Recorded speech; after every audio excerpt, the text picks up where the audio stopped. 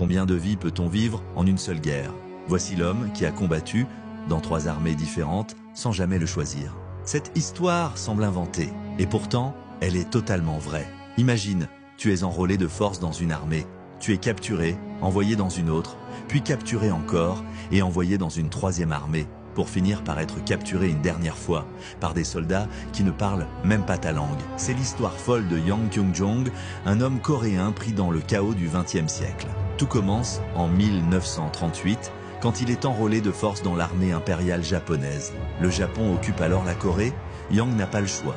Mais l'année suivante, il est capturé par l'Union soviétique. Plutôt que de le garder prisonnier, les soviétiques l'envoient combattre les Allemands sur le front de l'Est. Il n'est pas encore au bout de ses surprises. En 1943, il est à nouveau capturé par la Wehrmacht, l'armée allemande. Et là, encore une fois, on ne l'enferme pas, on l'enrôle.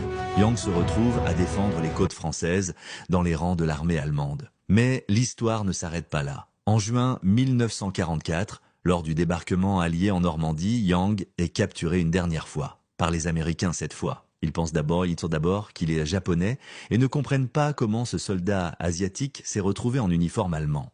Yang est envoyé dans un camp de prisonniers aux États-Unis. Après la guerre, il s'installe là-bas et ne parlera jamais publiquement de ce qu'il a vécu. Un homme, 3 armées, 4 nations, une seule guerre et une vie totalement bouleversée.